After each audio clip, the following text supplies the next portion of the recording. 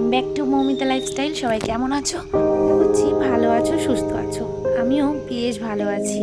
তো মাঝে একটু অসুস্থ ছিলাম, এখন একটু হলেও ভালো আছি। তো দেখো সকাল সকাল ঘুম থেকে উঠেই উঠোনটা ঝাড়ু দিয়েই এবারে কিন্তু স্নানটা কমপ্লিট করে নিয়েছি। চলে এসেছিলাম গাছ থেকে ফুল তুলতে।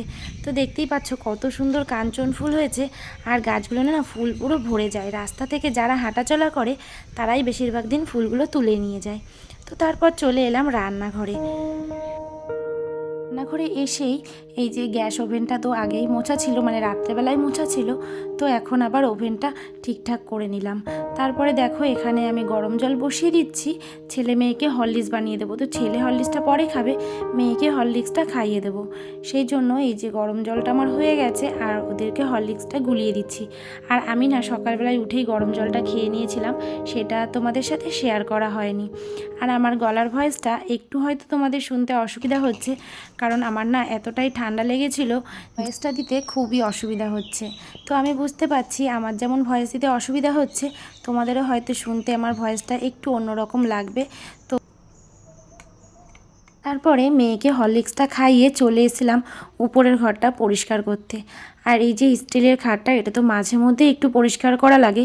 কেন বলো তো, রোজ দিন যদি মোছামুছি না করি, আমার যেহেতু দুটো জানলাতেই না জানলা এখনও লাগানো হয়নি, তো কোনো রকমভাবে আমি আর কি ঠিকঠাক করে রেখে দিয়েছি, সেই জন্য ধুলোটা একটু বেশিই হয়। আর গ্রামের দিকে তো চারিদিকেই মাটি, ধুলো তো হবেই, গাড়ি ঘোড়া যখন চলে ধুলো তো আসবেই ঘরে। তো দেখো আমি এই যে ভালো করে মুছে নিচ্ছি চারিপাশটা। আর যেহেতু সাদা টাইলস লাগালো না, চারিদিকে একটু যদি ময়লা থাকে সেই ময়লাগুলো একদম তাকিয়ে থাকে, সেই জন্য সকাল সকালই ঘরটাকে ভালো করে ক্লিন করে নিচ্ছি। আর এই যে এখানে যে ওয়ার্ড্রপটা, এটার মধ্যে বেশ কিছু জামা কাপড় আছে আর ছেলে মেয়ের বই খাতা থাকে, টুকিটাকি বেশ কিছু জিনিসপত্র। তো যখনই ছেলে মেয়ের দরকার হয় ওরা এসে ওই টেনে হিঁচড়ে নিয়ে যায়, কিছু জামা কাপড় ফেলে দেয় বা কিছু বই খাতা ফেলে দেয়, সেইগুলো নিয়ে আমাকে আবার গোছাতে হয়। আর বেশিরভাগ টাইমটা ছেলেটা নিচের ঘরেই থাকে এখন, কারণ কি ওই টিভি মোবাইল তারপরে পড়াতে আসলে এখন না এই দুদিন নিচে পড়তে বসাচ্ছি, কারণ উপরের ঘরে পড়তে আসলেই রোজ দিন একটা করে পেনের কালি নষ্ট করে। সেই পেনের কালিটা কোথায় ফেলে বলো তো, এই যে সাদা টাইলসের পরে, আর সেইগুলো পরিষ্কার করতে আমার অনেকটা সময় চলে যায়।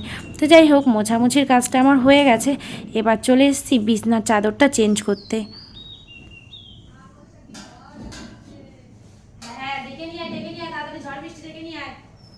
চলে আয়, এই যে উপরের ঘর পরিষ্কার করে দিয়েছি, পুরো চেঞ্জ করা বিছনার চাদর, চলে আয় জলদি জলদি।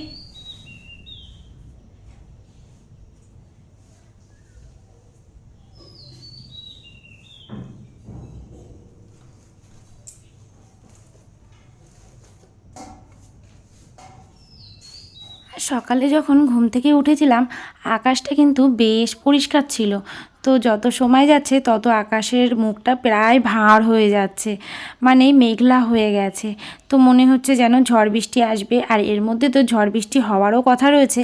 তো সেই জন্য ঝড় বৃষ্টি তো হবেই, আর যে গরম পড়েছে না, তো আমি আবার পাখাটা চালিয়ে নিলাম। তো দেখো এখানে আমার বিছনাটা গোছানো পুরোপুরি হয়ে গেছে। পুরো মেঘলা, একদম মেঘলা, বৃষ্টি আসবে মনে হচ্ছে। দেখো আকাশটা পুরো মেঘলা হয়ে আছে, এই দেখো।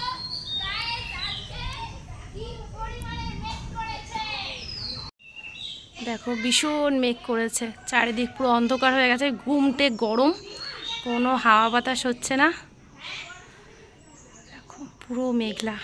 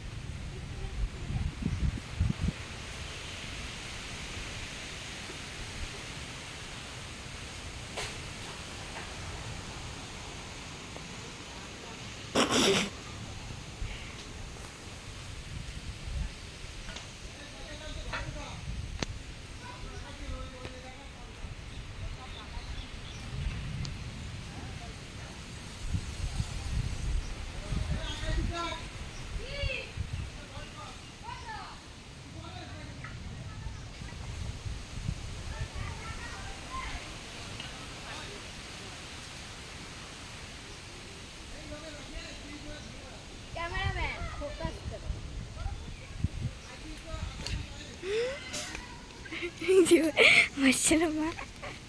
বাহ, জলটা দেখ মনে হচ্ছে এই দেখ মেঘ দেখ। এই যে জায়গাটা দেখতে কতটা সুন্দর লাগছে আর কতটা ভয়ঙ্কর লাগছে ভাবো তো। কারণ এই যে জলের উপরে যেই মেঘ করে কালো হয়ে রয়েছে, মানে আকাশের মুখটা যে পরিমাণ ভার হয়ে রয়েছে, সাথে কিন্তু জলটাও পুরো কালো কালো হয়ে রয়েছে। কেন? কারণ আকাশটা যেহেতু কালো হয়ে রয়েছে, জলটাও, আর জলের এত পরিমাণ স্রোত হচ্ছে পুকুর, তবুও হাওয়াতে সেই স্রোতটা হচ্ছে। আমাদের এখানে একটাই সমস্যা, সেটা কি বলতো, ঝড় বৃষ্টি আসলে কারেন্ট পুরোপুরি চলে যায়, আর কারেন্ট কখন আসবে তার ঠিক নেই। এখন এই যে সকাল, তো এখন থেকে কারেন্ট কাছে দেখা গেল আজকে সারাদিন রাত কারেন্টই আসবে না। এই যে জাস্ট একটা চার্জার লাইট জ্বালিয়েছি, এটা খুব বেশিক্ষণ না, হয়তো 30 থেকে 25 মিনিট জ্বলে, তার থেকেও কম জ্বলতে পারে। তো যখন তখন নিভে যাবে। তো আজকের যে ভিডিওটা সেটাও আমি আপলোড করতে পারিনি, কারণ যেই আপলোডে বসিয়েছি সেই গেছে কারেন্ট চলে, ওয়াইফাই বন্ধ, আর আজকেই আমার মোবাইলের রিচার্জ শেষ। তো যাই হোক, ঝটপট করে বলে দিলাম। আর আজকে এখন বসাচ্ছি কি বলতো, খিচুড়ি বসাচ্ছি, কারণ সকালবেলাতে তেমন কিছু করা হয়নি সেই জন্য। আর হচ্ছে এদিকে সমস্যা একটাই, মোটরের জল ভরতে ভুলে গেছি রাত্রেবেলা। সকালবেলা যেই না মোটর চালাবো তার আগে দেখলাম কারেন্টটা চলে গেছে। তো প্রেশার কুকারটা গরম হয়ে গেছে, প্রেশার কুকারের মধ্যে দিয়ে দিলাম তেল, আর একবারেই দিয়ে দেবো ফোড়নটা। খিচুড়ি মতো করবো তো, মানে খিচুড়ি করবো। তেজপাতা, শুকনো লঙ্কা, এদিকে ঝড় বৃষ্টি দুটোই চালু হয়ে গেছে, আর এর মধ্যে দিয়ে দিচ্ছি একটুখানি জিরে। আর আজকে মুগ মুসুরির দুটো ডাল দিয়েই করবো খিচুড়িটা।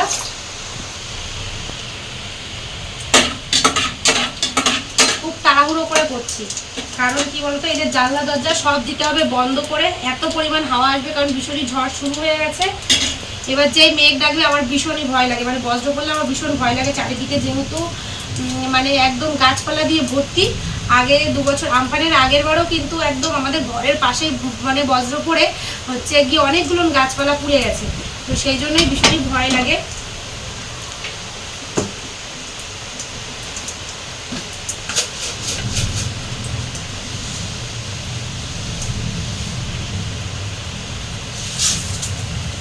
মুগ ডালটা হালকা করে ভেজে নিয়েছি, এর মধ্যে দিয়ে দিচ্ছি আমি মুসুরির ডাল।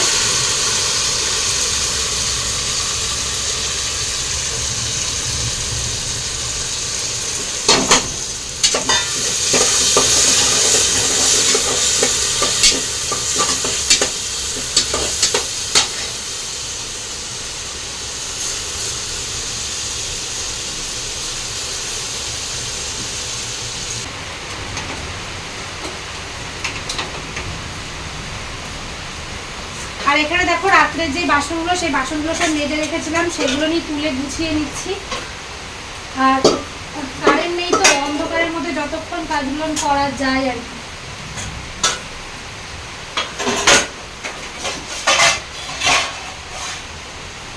দেখো বৃষ্টি শুরু হয়ে গেছে, আর আমাদের এই যে এই গাছগুলোতে দেখো কুঁড়ি এসছে, এই যে সূর্যমুখী কুঁড়ি ফুটেছে।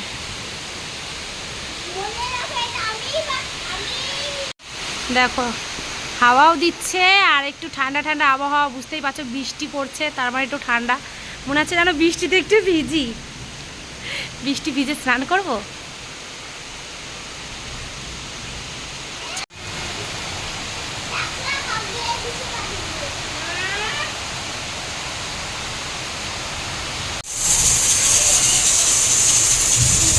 দেখো প্রেশার কুকারে সিটি উঠছে, আর দেখে মনে হচ্ছে না অন্ধকার, মানে রাত্রেবেলা, এখন কিন্তু রাত্রির না, বাইরে বৃষ্টি হচ্ছে সেই জন্য। আর এই চার্জার লাইট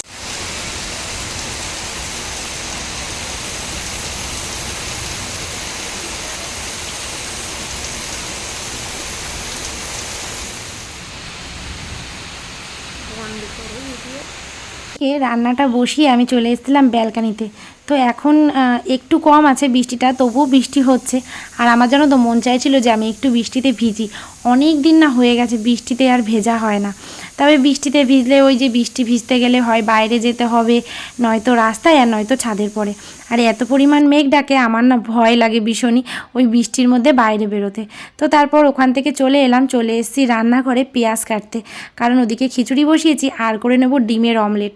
তো খিচুড়ি আর ডিমের অমলেট হলে তো আর কিছুই লাগবে না, একটু আলু ভাজা হলে ভালো হতো, তবে না আলু ভাজা করতে আজকে আর ইচ্ছা করলো না, মানে ইচ্ছাই হচ্ছে না যে আবার আলু কেটে আবার আলু ভাজি, সেই জন্য।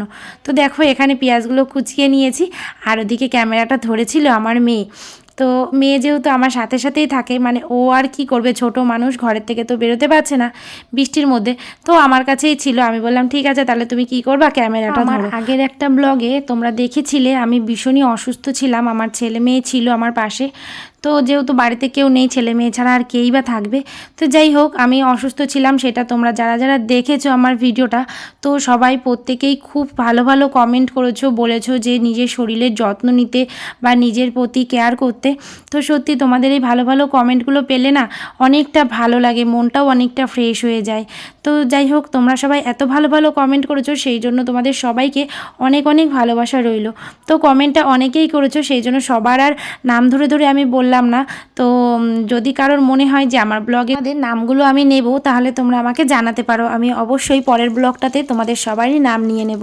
তো যাই হোক আমার অনেক বন্ধুরাই আছে যে আমি প্রথম থেকে আজও পর্যন্ত তারা আমার ভিডিওগুলো দেখছে এবং সাপোর্ট করছে, আর বেশ কিছু নতুন নতুন বন্ধুও এসছে যারা আমার ভিডিওগুলো প্রতিনিয়ত দেখছে। অনেকেই আছে ভিডিও দেখে কিন্তু কমেন্ট করে না, কিন্তু তারা কিন্তু আমার ভিডিওগুলো দেখে অনেকটা ভালোবেসে। তো সবাইকেই জানাচ্ছি অনেক অনেক ভালোবাসা। তো তেমন কিছু রান্না বান্না করবো না, খিচুড়ি আর একদমই সিম্পল ডিম ভাজা, আর কিছুই করবো না। কারেন্ট এসছে তো সেই জন্য একটুখানি শান্তি আর কি, কারেন্ট না থাকলে না একদম অন্ধকার অন্ধকার, একটুও কাজে মন বসে না, ভালো লাগে না। দেখো হালকা এখন বৃষ্টি হচ্ছে, মানে আগে যে মুষলধারায় বৃষ্টিটা হচ্ছিল সেটা কমে গেছে, হালকা হচ্ছে, কিন্তু পুরোটা মেঘলা হয়ে রয়েছে, বৃষ্টি এখনো হবে। ঠিক আছে,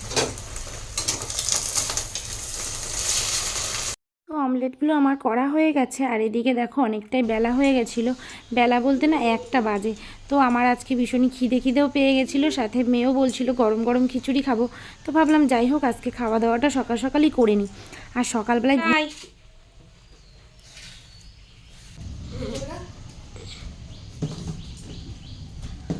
আর সকালে ঘুম থেকে উঠেই যখন ওই উঠোন ঝাড় দিয়েছিলাম, বাসি কাজ করেছিলাম, তখনই কিন্তু আমি স্নানটা করে নিয়েছিলাম। সেই জন্য দুপুরবেলায় আর স্নান করার চাপটা নেই। তো ভাবলাম কি যে খিদে পেয়ে গেছে যখন, খাওয়া দাওয়াটা করে নিই। আর খিচুড়ি তো আমার ভীষণই ভালো লাগে। আর জানো তো বৃষ্টি হলো তবুও কিন্তু একটুও গরম কাটেনি, জানো সেই গরম লাগছে। আর আমি এদিকে পাখাটা চালিয়ে দিয়েছি। তো খাওয়া দাওয়া হয়ে গেছে, এবার দেখো যে বেসিন টেসিন মেজে নিয়েছি, আর বাসনগুলোও মেজে নিয়েছি। তো বাসনটা মাজার পরেই বেসিনটা আমি মেজে নিচ্ছি ভালো করে। আর যেহেতু বেসিনের মধ্যে সমস্ত রকমের বাসন মাজা, সবজি ধোয়া সমস্ত কিছু করি, তো বেসিন তো 2-3 বার করে মাজাই লাগে। তো বেসিনটা ভালো করে আমি মেজে নিচ্ছি। ওদিকে তো খাওয়া দাওয়া সমস্ত কিছু হয়ে গেছে, তোমাদের দাদাভাই আসলে তারপরে ওকে আবার খেতে দিয়ে দেবো, তারপরে চলে যাব স্নান করতে। আর আজকে না পিকুকেও এখনও স্নান করানো হয়নি। তো ভেবেছিলাম কি যেহেতু সকালবেলায় স্নান করে নিয়েছি, তো খাওয়া দাওয়া করে সমস্ত কাজবাজ করার পরে কিন্তু এই গরমের মধ্যে আরও বেশি কষ্ট হয়, জানো তো, সেই জন্য না আবার একবার স্নান করে নিই। ওই স্নান করতে করতে আবারও হয়তো 3-4 বেজে যায়, বা সন্ধ্যার দিকেও একবার করে নিই। সন্ধ্যার দিকে যদি নাও করি, রাত্রেবেলা কিন্তু শোয়ার আগের দিকটা, মানে ওই 9টা-10টার দিকে একবার গা ধুতেই হয়, কারণ এতটা গরম লেগে যায় সেই টাইমটা। কারণ রাত্রেবেলাতেও প্রচুরই কাজ থাকে, রান্না করা, ঘর পরিষ্কার করা সমস্ত কিছু কিন্তু রাত্রেও থেকে যায়, মানে সেই সকালে ঘুম থেকে ওঠা থেকে রাত পর্যন্ত চলতেই থাকে। তো চলো বন্ধুরা, আজকের ভিডিওটা যদি তোমাদের কোথাও ভালো লেগে থাকে তাহলে প্লিজ একটা লাইক কমেন্ট করে দিও, কারণ তোমাদের প্রতিটা কমেন্ট কিন্তু আমাকে ভিডিও করতে অনেকটা আগ্রহ দেয়। তো সেই জন্যই প্লিজ সবাই একটা করে ভিডিওতে লাইক আর কমেন্ট করে দিও। তো আজকের মতো আমি ভিডিওটা এখানেই শেষ করে দিচ্ছি, চলে আসবো নতুন একটা ধামাকাদার ব্লগ নিয়ে। ততক্ষণ তোমরা সবাই ভালো থেকো, সুস্থ থেকো, সাবধানে থেকো।